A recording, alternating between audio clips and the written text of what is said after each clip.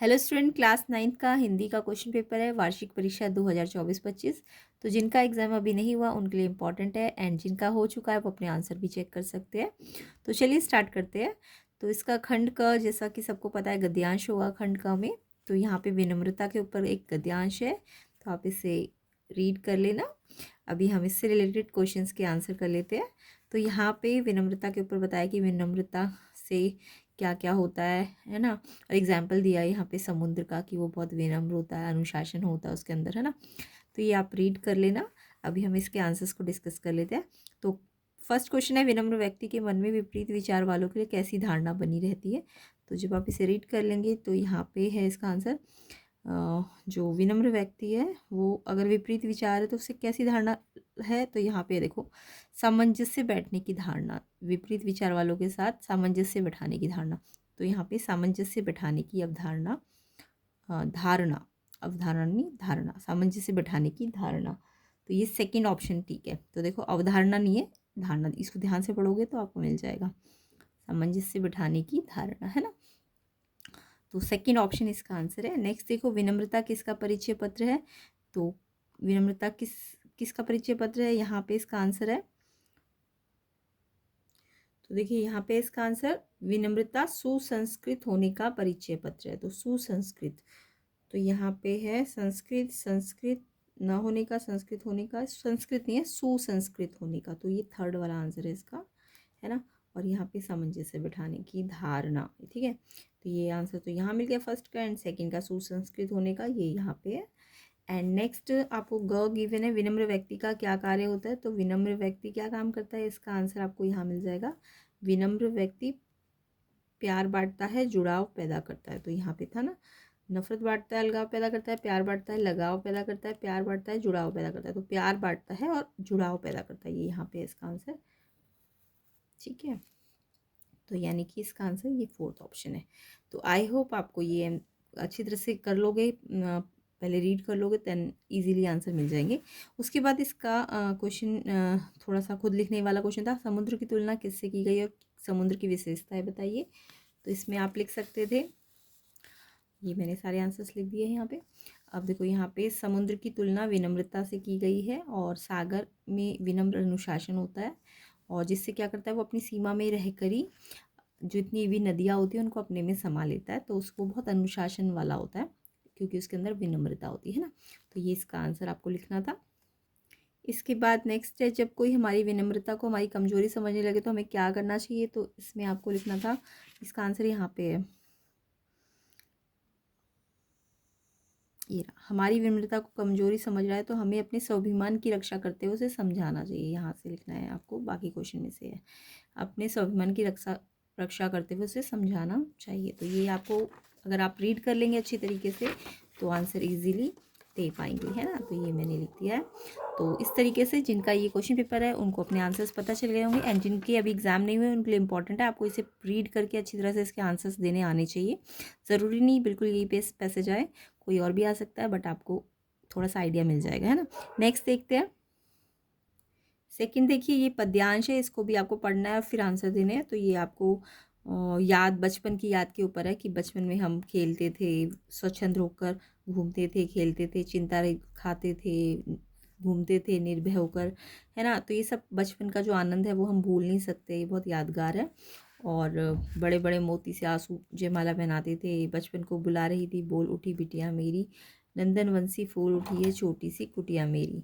तो ये सब है आपका पहले इसमें पद्यांश में। देन आपको इसके आंसर्स देने हैं। कवित्री को बार बार बचपन की याद क्यों आती है। तो इसका आंसर है, क्यों आती है बार बार बचपन की याद, बचपन के दिन मधुर होते हैं, बच्चे सबको प्यारे लगते हैं, बचपन के दिन स्वच्छंद और उल्लासपूर्ण होते हैं, बचपन के दिन चिंता रहित होते हैं। तो इसका आंसर है, यहाँ पे था ना, स्वच्छंद होते हैं और उल्लास से, आनंद से, उल्लास से भरे होते हैं। तो यहाँ पे बचपन के दिन स्वच्छंद और उल्लासपूर्ण होते हैं, ये इसका आंसर है। बाकी सब तो सिंपल लाइन है, ये मेन यहाँ पे ये बताया जा रहा है कि कहीं भी घूम सकते हैं, स्वच्छंद होते हैं, उल्लासपूर्ण होते हैं। नेक्स्ट है, बचपन की कौन सी बात भूली नहीं जा सकती। कोई काम न करना, चिंता रहित, उल्लासपूर्ण, खेलना कूदना, मचलना, माता पिता से अपनी हट पूरी करवाना। तो कौन सी बात भूली नहीं जा सकती। देखो ये कैसे भूला जा सकता है, बचपन का अतुलित आनंद, है ना। तो तो इसका आंसर यहाँ चिंता रहित खेलना, खाना, निर्भय स्वतंत्र कैसे भूला जा सकता है आनंद। तो चिंता रहित खेलना या उल्लास से खेलना, ये इसका आंसर है सेकंड ऑप्शन। ठीक है, नेक्स्ट देखो नंदन वन का प्रयोग किसके लिए किया गया। तो ये माँ बोलती है कि नंदन जब बचपन को बुला रही थी तो बोल उठी बिटिया मेरी, नंदन बंसी फूल उठी है छोटी सी कुटिया मेरी। छोटी सी कुटिया यहाँ पे अपने घर के लिए किया गया यूज। सेकेंड, बचपन कैसा है, तो इसको आप लिख सकते हो। तो ये सारे तो मैंने बताई दिए। क का थर्ड है, ख का आपका सेकंड है, एंड ग का भी सेकंड अपने घर के लिए। घ बताना था बचपन चिंता रहित होता है, आनंद से भरा होता है, निर्भयपूर्ण होता है और यादगार होता है ना। तो नेक्स्ट है बच्ची की मिट्टी खाकर आने पर माँ ने क्या कहा। तो जब वो मिट्टी खाकर आती है तो मैंने पूछा ये क्या लाई, बोल उठी वह माँ को हुआ प्रफुल्लित हृदय खुशी से, मैंने कहा तुम ही खाओ। तो क्या कहती है माँ, माँ कहती है कि वो मिट्टी तुम ही खाओ, है ना। तो ये आपको लिखना था, पहले क्वेश्चन में से है बच्ची की मिट्टी खाकर आने पर माँ ने कहा तुम ही मिट्टी खाओ, है ना। तो ये ऐसे करके आपको इसके आंसर्स लिखने हैं। नेक्स्ट देखो इसका खंड ख व्याकरण वाला पार्ट होता है। तो इसमें आपको ये उपसर्ग प्रत्यय तो सबको आते होंगे, बहुत ईजी। अपयश में आपको मूल और उपसर्ग अलग करना है। तो देखो अपयश में अगर हम कहें मूल शब्द, तो मूल शब्द उपसर्ग तो आगे लगा होता है ना, उपसर्ग तो आगे है तो आगे क्या लगा अप, और शब्द क्या है यश। तो मूल शब्द यश है, उपसर्ग अप है ना। नेक्स्ट देखो चलन में आपको प्रत्यय और मूल शब्द पूछा है। तो प्रत्यय तो बाद में लगता है तो न है इसमें प्रत्यय, और चल क्या होता है, शब्द होता है ना। तो मूल शब्द चल है और प्रत्यय न है। प्रत्यय हमेशा लास्ट में लगता है, उपसर्ग आगे लगता है। तो उपसर्ग आगे अप लगा है और इसमें पीछे न लगा है। उसका नापसंद में मूल शब्द पूछा है। तो इसमें मूल शब्द ना, तो देखो उपसर्ग है, पसंद आपका शब्द है, तो ये पसंद मूल शब्द है इसका। बाकी सिर्फ मूल शब्द पूछा है। ओढ़नी में आपको मूल शब्द और प्रत्यय दोनों पूछे हैं। तो प्रत्यय कहाँ लगता है, लास्ट में। तो नी आपका प्रत्यय है और ओढ़ आपका मूल शब्द है ना। तो ये छाटने तो सबको आते ही होंगे। इसके बाद इसमें सब इंस्पेक्टर शब्द कौन सी भाषा का उपसर्ग है। तो सब इंस्पेक्टर में देखो सब लगा है ना आगे, सब इंस्पेक्टर। तो सब आपका कौन सी भाषा का उपसर्ग है, सब सब अंग्रेजी भाषा का उपसर्ग है ना। तो सब SUB सब इंस्पेक्टर बोलते हैं ना, तो ये अंग्रेजी भाषा का उपसर्ग है। नेक्स्ट है आपको इसमें भी क्वेश्चन फोर्थ में आंसर देने हैं। 3 बेर खाती थी वो 3 बेर खाती है, इस पंक्ति में कौन सा अलंकार है। देखो यहाँ पे बेर 2 बार आया है, बट उनका मीनिंग ना अलग अलग है। 3 बेर यानी 3 बार खाती थी, और बेर मतलब खाने वाला फल। तो ये दो अलग, ये वर्ड तो देखने में एक जैसे बट मीनिंग वाइज अलग होते हैं। तो जब सेम वर्ड बट मीनिंग अलग हो, अर्थ अलग हो, तो वो आपका कौन सा होता है, ये सबको पता है ना, वो आपका यमक अलंकार होता है। बेर 2 बार आया ना, बेर एक बेर मतलब बार, और दूसरा बेर मतलब बेर फल। तो ये बेर सेम शब्द 2 बार आया बट मीनिंग अलग लेके आया, तो यमक अलंकार है।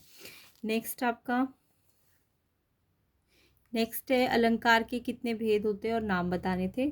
तो आपको पता है अलंकार के कितने भेद होते हैं। अलंकार के 2 भेद होते हैं, एक शब्द अलंकार होता है और एक अर्थ अलंकार होता है। ठीक है, तो ये शब्द अलंकार और अर्थ अलंकार, ये इसका भेद है।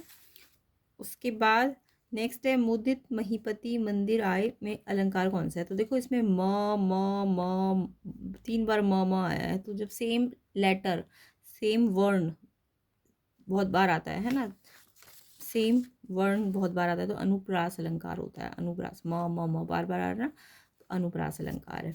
नेक्स्ट है मंगन को देख पट देत बार बार है, कौन सा अलंकार है। तो मंगन को देख पट देत बार बार है। तो यहाँ पे पट क्या है, पट मतलब पर्यायवाची है ना, पट का एक मतलब कपड़ा होता है ना। बाकी बार बार है, 2 बार आया है ना, तो 2 बार आया है अगर, तो ये आपका ये भी हो सकता है, ये भी यमक अलंकार हो सकता है। बट पट के अकॉर्डिंग देखे तो ये आपका, हाँ, तो इसमें क्या है, मंगन को देख पट देत बार बार है।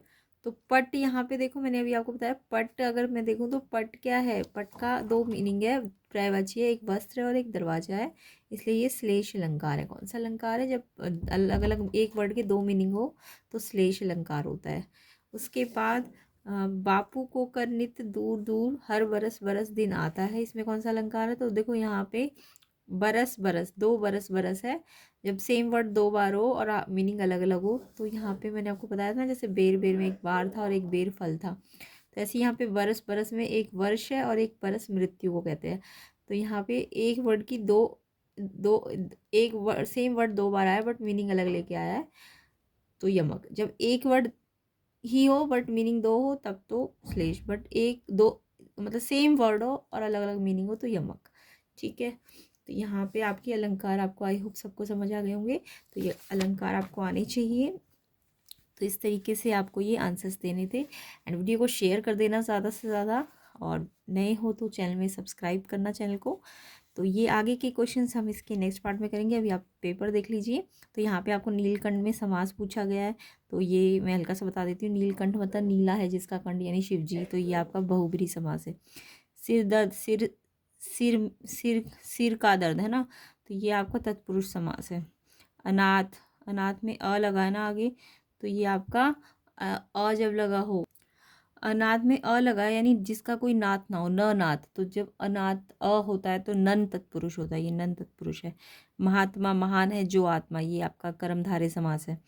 और पंचतंत्र, 5 तंत्रों का समूह है ना, तो ये आपका द्विगु समास है, क्योंकि इसमें आगे गिनती है ना, तो 5 तंत्रों का समूह या समाहार, तो ये आपका द्विगु समास है।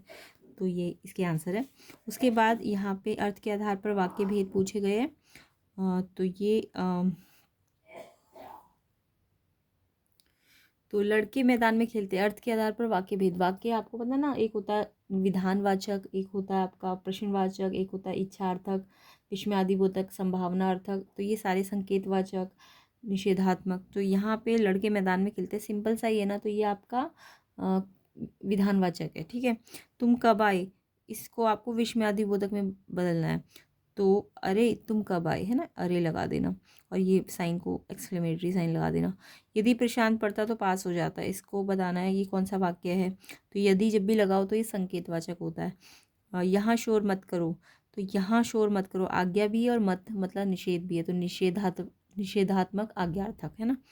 क्या तुम मेरे घर चलोगी, ये क्वेश्चन पूछ रहा है ना, तो प्रश्नवाचक है ये।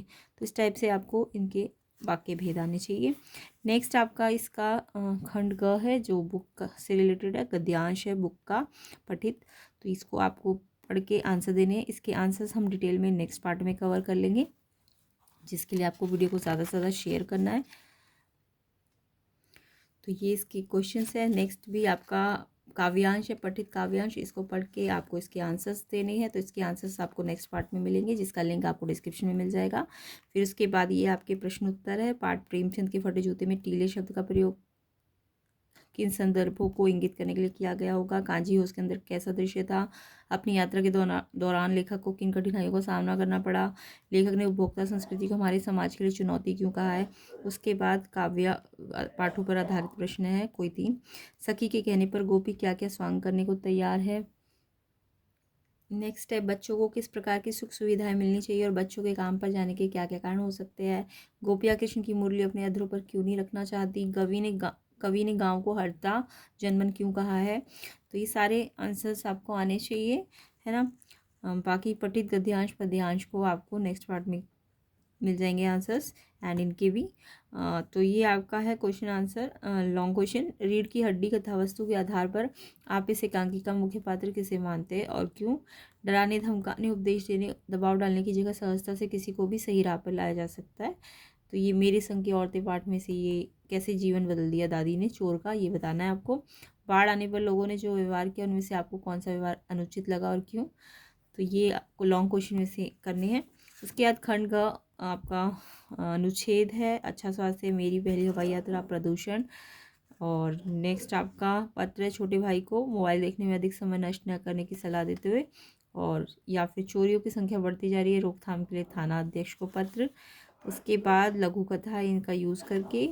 देन आपका खेल सामग्री कराने के लिए प्रधानाचार्य को ईमेल। नेक्स्ट है नौकरानी से कांच का गिलास टूट गया, मालकिन ने नौकरानी को डांटा तो उनके बीच में बातचीत बतानी, संवाद लिखना है आपको। और विद्यालय में पर्यावरण दिवस समारोह की जानकारी देने के लिए सूचना तैयार करना है। तो ये आपके ये लिखित वाले हैं, ठीक है। तो आई होप इस टाइप से ही रिलेटेड और बच्चों के भी आएंगे, तो इसलिए इसे इम्पॉर्टेंट मान के आपको इसे अच्छी तरीके से करना है, और भी करना है, इसे भी करना है। एंड वीडियो में नए हो, चैनल में नए हो तो सब्सक्राइब ज़रूर करना, वीडियो को ज़्यादा से ज़्यादा शेयर करो, लाइक करो। बचे हुए पार्ट को हम नेक्स्ट पार्ट में कवर करेंगे, तो लिंक डिस्क्रिप्शन में मिल जाएगा। तो इसका जो साइंस और मैथ्स है उसका भी आपको 9th क्लास का प्लेलिस्ट मिला हुआ है, उसको भी चेक ज़रूर कर लेना, ऐसे डिटेल सोल्यूशन आपको मिलेंगे। आई होप अच्छी तरह से प्रैक्टिस कर लेंगे।